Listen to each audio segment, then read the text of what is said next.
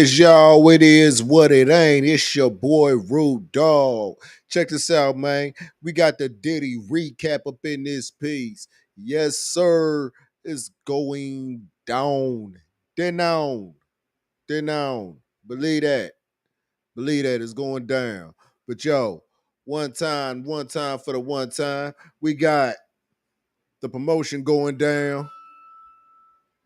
But first off, let's get on off into the disclaimer.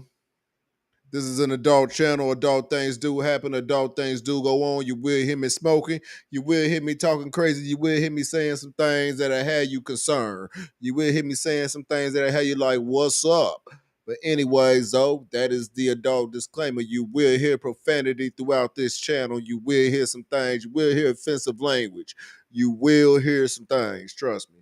But yo, I'm just letting you know. I'm putting it out there. This is for educational purposes only. This is not to bash anybody or anything. This is for educational purpose only. But now, let's go ahead and get on off into the situation. We got the promotion going down. Naptown Underground Volume 1 coming out pretty soon. Get ready for it. Yes, sir. It's going down. Get ready. Then we got Naptown Volume 2 coming out. Getting ready, boys. Going down. It's going down. It's coming out pretty soon.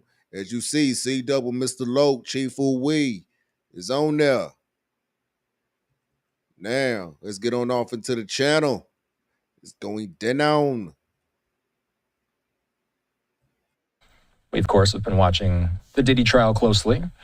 Court was not in session today, so we thought today would be a good day to recap the week so far and to look ahead to the week in court next week. Going to be starting on Tuesday. There won't be any court on Monday. TMZ's Michael Babcock joining me. We spoke moments ago. Here's the conversation.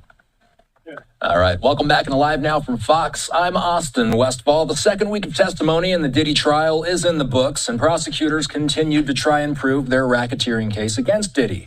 That was with the help of Kid Cudi this week. Cudi took to the stand on Thursday and told the jury about a couple of incidents from his love triangle with Cassie and Diddy, including a break-in at his home and a Molotov cocktail dropped in his Porsche.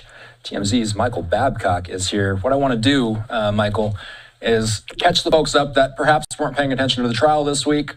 Let's first start off with recapping what happened in the past 4 days. What did we miss if we weren't paying attention?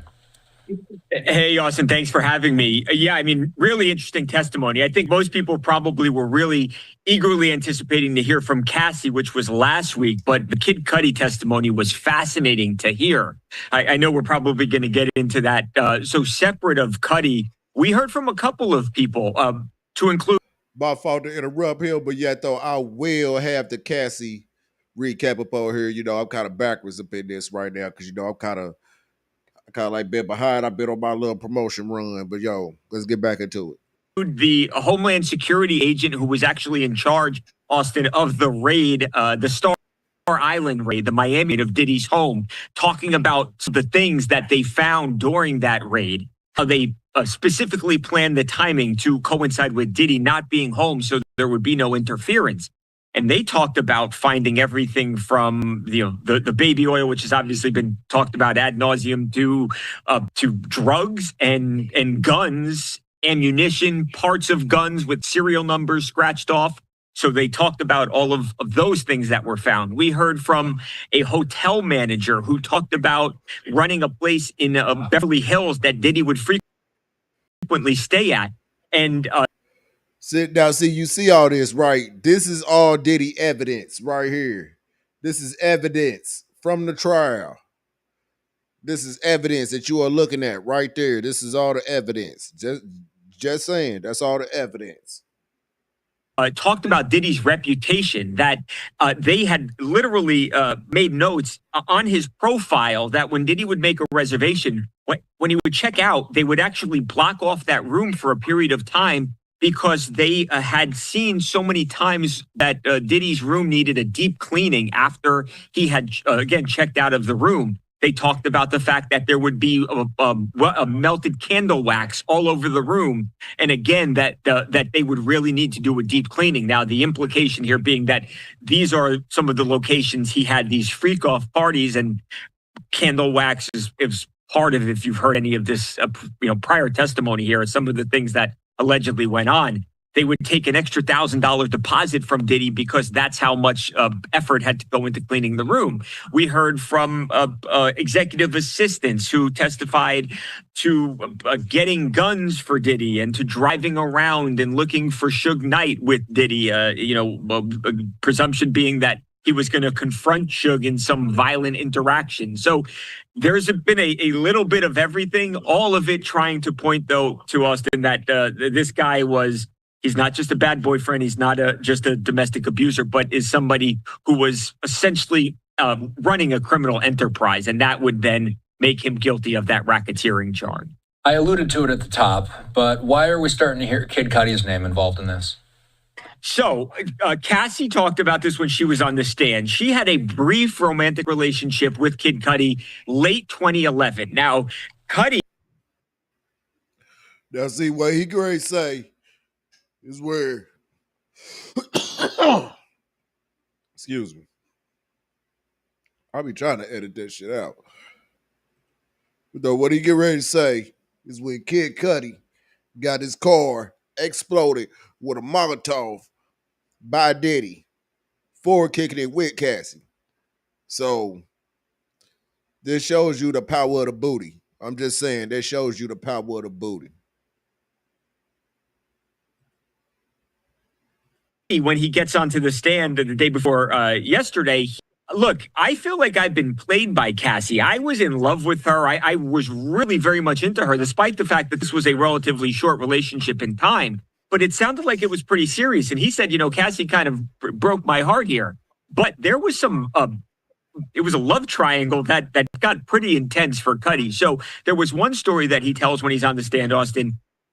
He gets a call from Cassie in December of 2011. Very early in the morning, 5:30 or so in the morning. Cassie is frantic on the phone, and she says, Diddy just found out about us.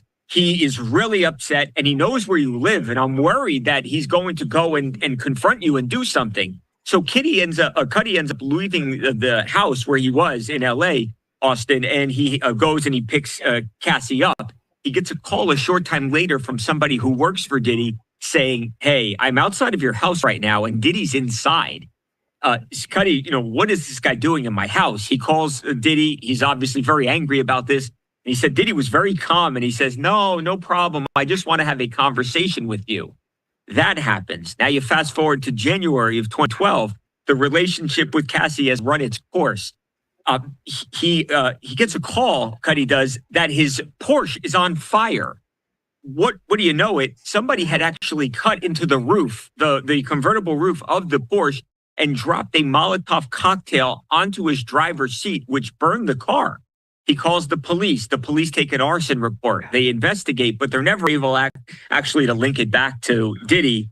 But Cudi has long felt that it was Diddy who did that, or somebody at Diddy's order who had did this to his car. And it obviously just kind of underscores how crazy of a situation that this allegedly was. When is the next day of court, and what do we expect in the week ahead? So they were off today.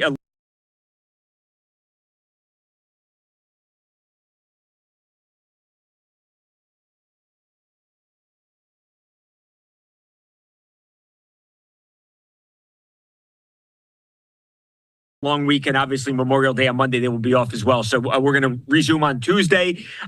We expect to hear from possibly some people from the Los Angeles Police Department. Same thing with the fire department, as well as some people who have worked for Diddy.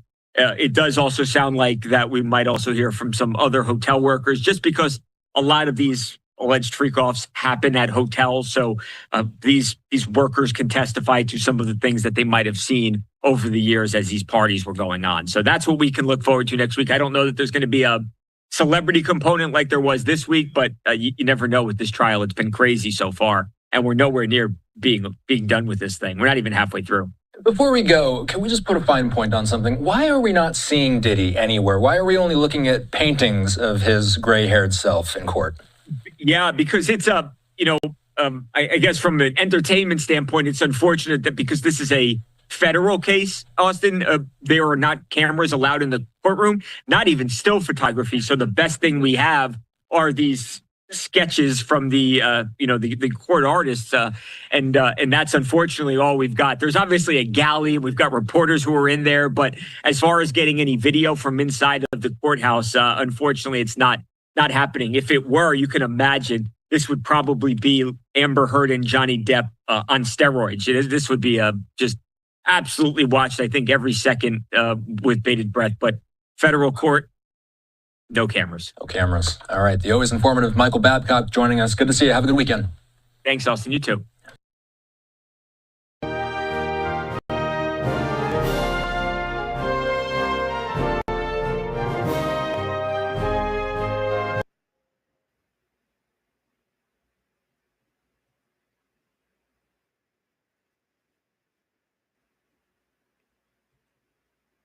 And that was basically that. Because now, like, they're basically all into the trial and trying to figure out what they basically gonna do with Diddy. And this motherfucker's far from over. That was just a recap of week 2. But now we're going into motherfucking week 3 and all that. Week 3 as of in day 17. So get ready for that. That's coming up next. Day 17. So we can get the full recap. Holla at you.